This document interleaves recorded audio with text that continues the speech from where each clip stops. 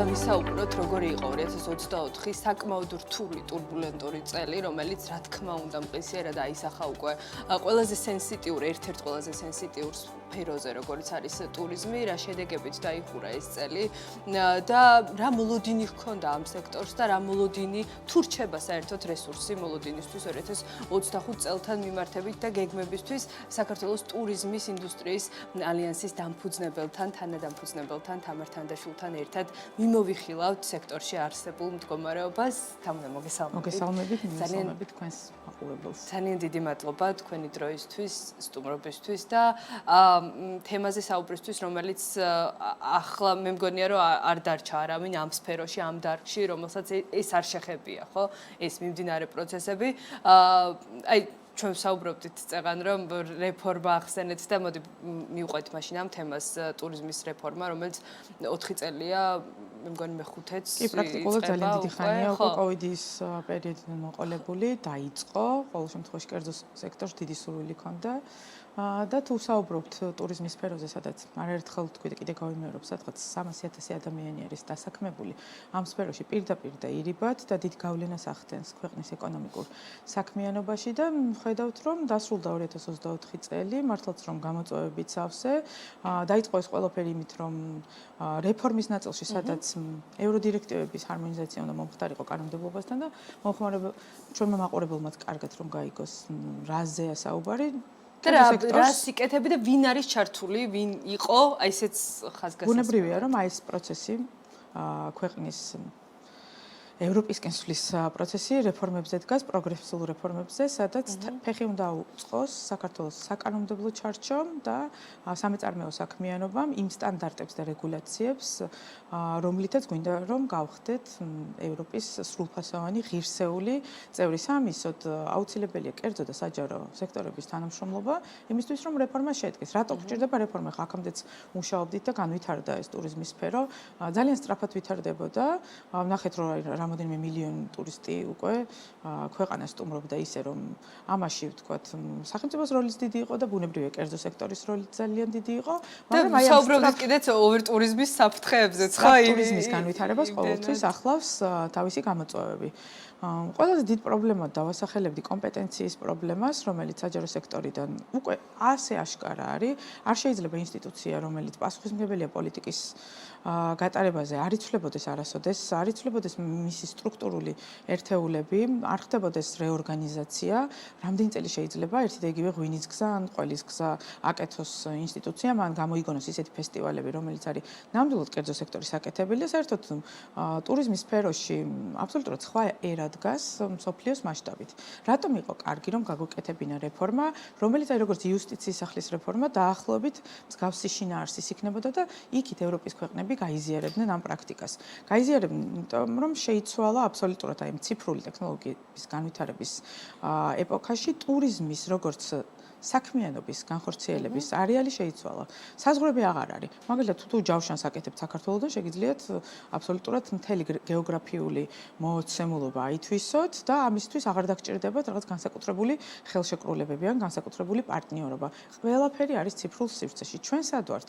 ჩვენ ვართ ისევ იქ, სადაც ვიყავით, კიდევ 1997 წლის კანონი აღარ გვაქვს, რომლითაც ოპერირებდა სფერო ძალიან დიდი ხანი, თუმცა მინდა ვთქვა, რომ ძალიან რთული იყო კანონზე მუშაობა. ჩვენ ერთად მუშაობდით კერძო სექტორის კონსოლიდაციას ახორციელებდა საქართველოს ტურიზმის ინდუსტრიის ალიანსი, ორგანიზაცია, რომელსაც ძალიან სკეპტიკურად უყურებდნენ სახელმწიფო ორგანიზაციების წარმომადგენლები, თითქოს ფიქრობდნენ, რომ აი ამ ასოციაციების გაერთიანებამ რა უნდა გააკეთოს, საერთოდ ფუნქციური არის თუ არა და 4 წლის განმავლობაში ორგანიზაციამ დაამტკიცა, რომ შეუძლია ყოველგვარი დამატებითი რესურსების გარეშე დამოუკიდებლად ექსპერტული ცოდნის და კომპეტენციის ფარგლებში დაეხმაროს კერძო სექტორს, რომ მიიღოს თუნდაც ახალი კანონი. კანონი რომ გითხრათ, რომ არის კარგი, მოგატყუებთ, იმიტომ რომ კომპეტენცია არ იყო საკანონმდებლო ორგანოს, რომ სრული გულისყურით მისდგომოდა ამ საკითხს, თარგმნიდან დაწყებული ტექნიკური ნაწილი იყო იმდენად გაუმართავი, რომ მეორად კანონმდებლობაზე,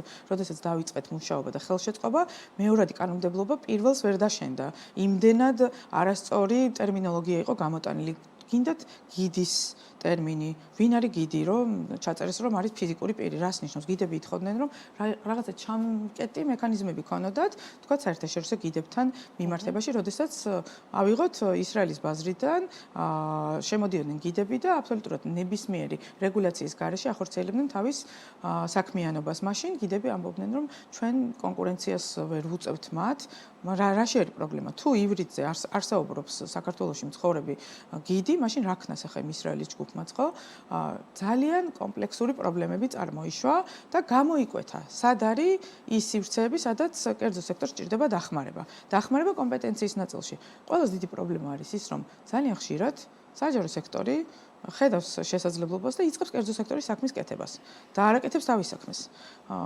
ნათელი მაგალითი იყო ამ კანონზე მუშაობა. თუ არ გაქვს შენი რესურსი, მაგალითად არ მოხდა რეფორმისთვის, როგორ იმზადებიან ხო იურისტების დიდი ჯგუფია საჭირო, რომ საკანონმდებლო ენაზე გადაითარგმნოს ბიზნეს პროცესები. რანაირად შეძლებს ახლა იგივე ტურიზმის ადმინისტრაცია, რომელსაც მხოლოდ ერთი იურისტი ყავს, ისიც ადმინისტრაციულ ნაწილში რეფორმა განახორციელოს. მას რა თქმა უნდა ჭირდება დონორი ორგანიზაციების დახმარება. ამ დონორული დახმარებით მოდიოდა მთელი 10 წელი.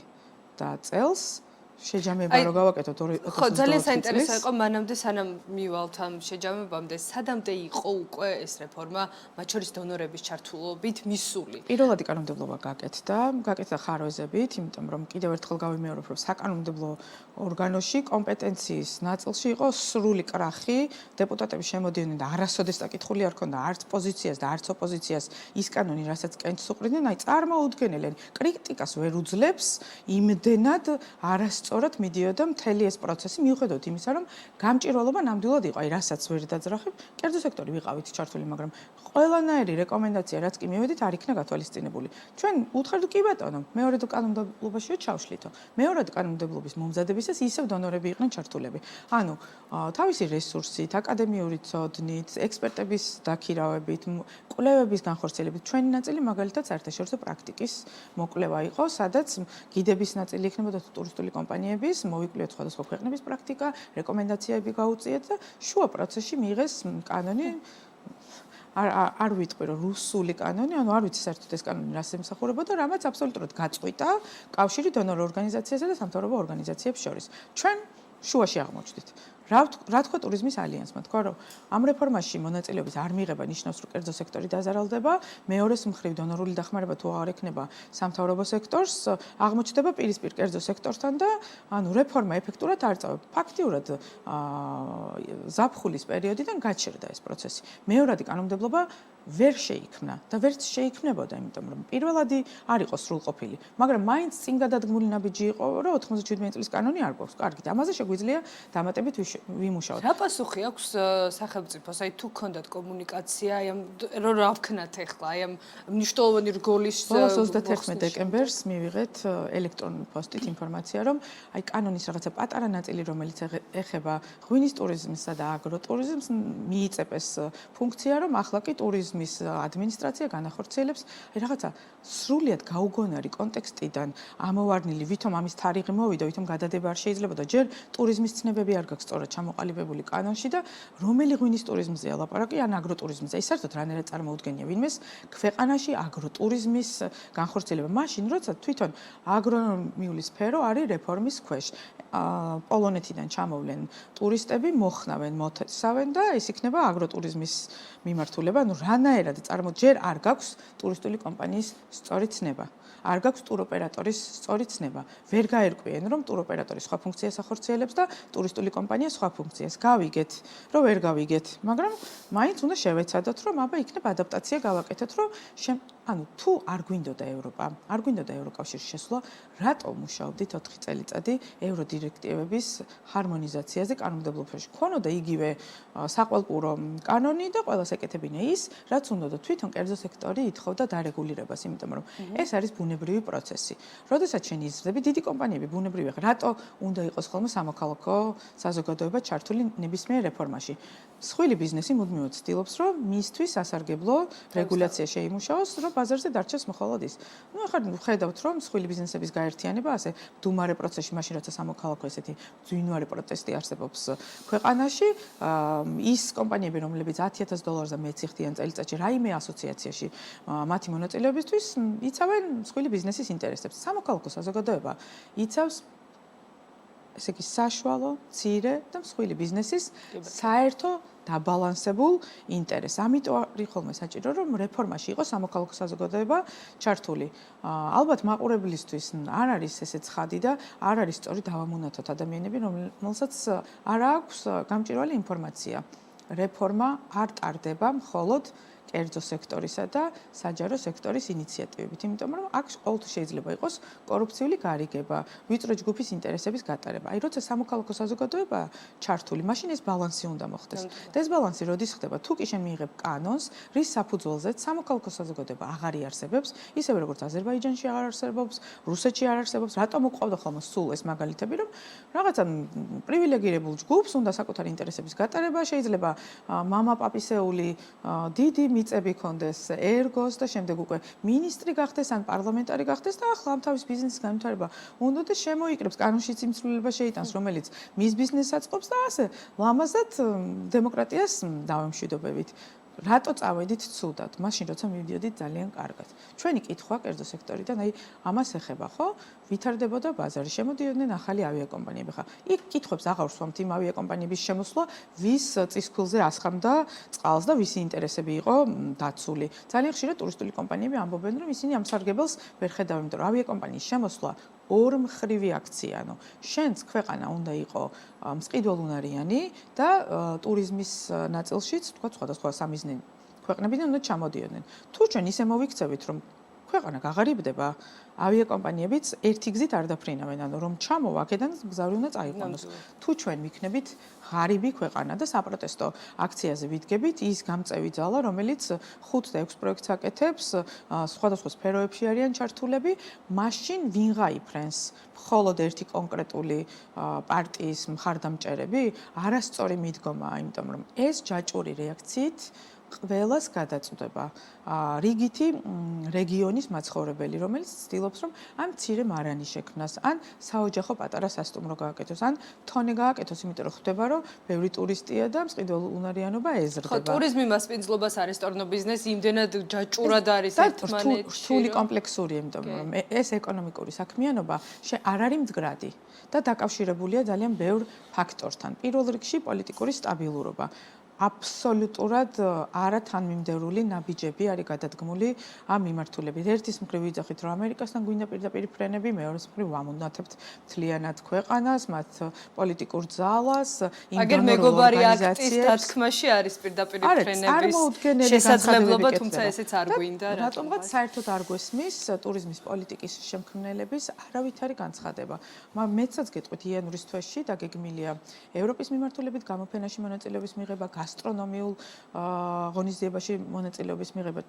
ჩვენ გვაქვს დიდი კითხვის ნიშნები. ანუ არ გინდა ევროპა, თან იძახი რომ მინდა, თან იძახი რომ არაფერს არ აკეთებ ამისთვის. აი მარიამ ქრივიშვილი დაბრუნდა მეორედ უკვე ეკონომიკის სამინისტროში, ხო, დეპუტატობიდან, ასე ვთქვათ, მცირეხნიანი. თუ გაქვთ მოლოდინი, რომ რაიმე შეიძლება აი მეორე დაბრუნებას მაინც მოხდეს, ან თუნდაც ტურიზმის ადმინისტრაციისგან თუ არის რაიმე, თუნდაც ასე ვთქვათ, მოლაპარაკების დაწყების მზაობა. როგორც ხედავთ, საჯარო განცხადებები ჯერ მათი მხრიდან არ გაკეთებულა, მე მათმაგივრად ვერ გიპასუხებ, თუმცა იმას გეტყვით, რომ ამ პოლიტიკის შემქმნელებს მეტი პასუხისმგებლობა და ვალდებულებები აკისრიათ, თუნდაც პოლიცაბჭოს წევრებს, როდესაც მათი სფეროს წარმომადგენლები სამოქალაქო პროტესტის რეჟიმში მუშაობენ და მხუთავი გაზით იგუდებიან და ჯანმრთელობის პრობლემები ექმნებათ და მათი კოლეგების შვილები არიან ნაცემები, დაჭერილები და ხედავთ რომ ფაქტიურად მთელ საჯარო სივრცეში რეპრესიები დაიწყო, ხო? არ ვიცი, დუმარედ როგორ შეუძლიათ ამას უყურონ და შემდეგ როგორ ექნებათ კერძო სექტორის ნდობა, კერძო სექტორთან ერთად როგორ უნდა დასხდნენ და საერთოდ რაიმე გეგმაზე ისაუბრონ. მე არ ვსაუბრობ პოლიტიკურ გადაწყვეტილებებზე, ხო? ყველა ადამიანს აქვს საკუთარი აზრი, საკუთარი არჩევანი და არავის არ აქვს უფლება დაამონათოს ვიღაც თავისი პოლიტიკური გემოვნების მიხედვით, მაგრამ გემოვნებას, როდესაც ხდება და უკვე ძალადობრივ აქტში გადადის და ქვეყნის დესტაბილიზაციაში, აქ უკვე მეტი პასუხისმგებლობა არის საჭირო.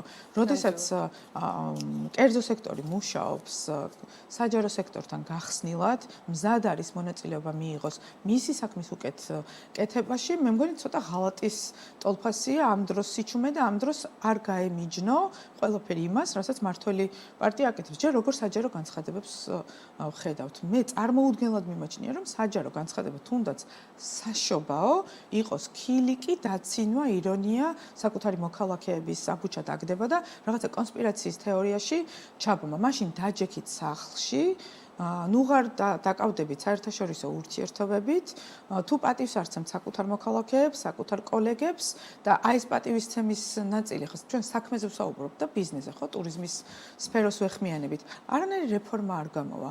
მაგათ აღარ ეთანამშრომლებიან ისეთი პროგრესული ადამიანები, რომელსაც თავში კეტი ურტყა რობოკოპმა. ეს იმდენად ძალადობრივი ქმედებები, მე იქით ძალადობრივ ხასიათს იძენს, რომ ბიზნესზე საუბარი კი არ ადამიანურ ურთიერთობებზე არის უკვე საუბარი. წარმოუდგენლად მიმაჩნია კერძო სექტორის არ გაერთიანება. სხვადასხვა ჩვენ სფეროშიც ძალიან მრავალფეროვანი შეხედულებები აქვს და ბევრმა ადამიანმა ეს კონსპირაციის თეორიები დაიჯერა. თუმცა როგორც კი კერძო სექტორი მიხვდება, რომ მის ჯიბეზე მოქმედებს, ღარიბდება, ვალუტა თუ აღარ შემოდინება ქვეყანაში, აუცილებლად გრძელვადიანად დაეტყობა იმ სესხებსაც, რომელიც კერძო სექტორმა აიღო, იგივე ვთქვათ, განთავსების ობიექტების შესაქმნელად. და მეორე მხრივ ავიღოთ დონორებთან ურთიერთობა, ხო? დონორები ევროპული დონორები, ამერიკული დონორები, USAID-ის უამრავმა პროგრამამ დიდი მხარდაჭერა გამოუცხადა ტურიზმს და დაეხმარა განსაკუთრებით რეგიონებს ინფრასტრუქტურულ პროექტებში, პროდუქტების განვითარებაში, სასტუმროების მშენებლობაში, სარესტორნო ქსელის განვითარებაში, ტურისტული კომპანიების ორგანიზებაში, იგივე იმ გამოფენებზე, მათი დახმარებით იყვნენ წარმოდგენილები. დღესაც ახალი წლის ღონისძიებაზე ბევრი ადამიანი კითხულობს, აი თვით ორგანიზებით როგორ მოხდა. აი ესეთი პროექტები უნდა ახორციელოს ტურიზმის ადმინისტრაციამ, რასაც ხალხი თავისით, აი ჩვენ სფეროში, მაგალითად ტურიზმის სფეროში რეგიონებმა, რომლებმაც ვერ შეძლეს ამ ეკოტურისტული პროდუქტების გაყიდვა, აი ალიანსის დახმარებითაც, ეკოტურიზმის ასოციაციის ელკანას დახმარებით, მეღვინეების, საერთოდ დამოუკიდებელი პატარა სივრცე იყო ახალი წლის ღამე, სადაც მათგან მოხდა შესყიდვა ამ პროდუქციის და შემდეგ უკვე ხალხისთვის ამის გაზიარება და განაწილება. აი თამუნა ძალიან ცოტა დრო გვაქვს და მინდა რომ ვისაუბროთ. კითხვები აღარ გაცოდეთ. მინდა რომ მოლოდინებზეც ვისაუბროთ, ვიცი რომ ძალიან ესეთი ამოუწურავი თემა განსაკუთრებით ახლა, მაგრამ აი მოლოდინს რატო ვახსენებ, როდესაც ჩვენ ვსაუბრობთ ამ ინდუსტრიაზე, რომელმაც ძალიან ბევრი ქარტეხილი გადაიარა, ხო ჯერ პანდემიამდელი ნიშნულის დაბრუნებაზე ვსაუბრობდით, რომ როგორღაც იმ ოქროს ხანას დავბრუნებოდით 2017 გავრილოვის ღამე, პანდემია, შემდეგ პოსტპანდემიური, შემდეგ რუსული კანონი, ანუ რამდენს უნდა გაუძლოს და აი ამ ყველაფრის მიუხედავად, რომ მაინც მოხვედით იქამდე, სადამდეც მოხვედით და აი მაშინ სხვათა შორის სფეროს წარმომადგენლებით საუბრობენ, რომ მაშინ როგორ გადავიარეთ და მნიშვნელოვანი იყო დახმარება საერთაშორისო პარტნიორების, რამაც შემდეგ რაღაც რეაბილიტაციის პროცესს ხელი შეუწყო, ხო?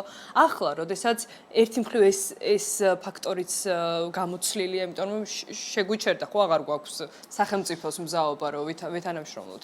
რა მოლოდინი გაქვთ? რა რეალობის წინაშე აღმოჩნდება? ით კვლევაც გქონდათ 5 მილიონის ზარალი არის უკვე ორ კვირაში, თქვენ დაითვალეთ, სანამ ვისვენებდით და 2025-ს უკვე როგორ უყურებთ აი ამ ვითარებიდან გამომდინარე? მნიშვნელოვანია, რომ კარგად გამოჩნდა, რომ კომპეტენციის ნაწილი არის კერძო სექტორში.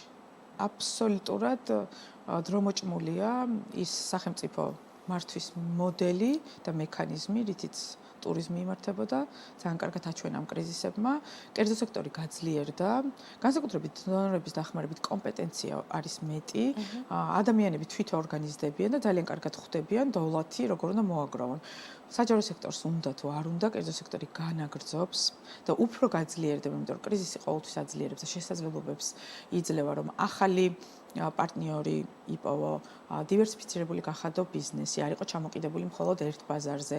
ის დაპირებები და ტყუილები, რომ თქვათ ჩინეთის ბაზარი იქნება საქართველოსთვის ყველაზე მეტად მიმზიდველი და ჩინელი ტურისტი ჩამოვა და მეტი საერთოდ რატო არის საჭირო, ძალიან კარგად მიხვდა ამ სფეროში დასაქმებული ყველა ადამიანი, რომ ასეთი დაპირებები არის უბრალოდ პოლიტიკური განცხადებები და მეტი არაფერი და როდესაც ამხელა დიდი დაპირება, რომ ჩვენ ევროპაში შევდივარ და ამ დროს არ შევდივარ და ნაბიჯებს არ ვდგამ და თურმე 2027-2030 წლებში უნდა გადაინაცვლოს ამ ყველაფერმა, დარწმუნებული ვარ, რომ ამ სფეროში დაკავებული ადამიანები პარტნიორებთან აქვთ ურთიერთობა და ძალიან კარგად ხვდებიან, რომ ახლა საჭიროა კონსოლიდაცია, ახლა საჭირო არის ძალიან ყურადღებით საკანონმდებლო აქტებთან ყურადღებით ყოფნა და გააზრება, რომ ნებისმიერი ნაბიჯი, რომელიც არის გადადგმული ინსტიტუციის მხრიდან, ბრმად აღარ იყოს აღქმული.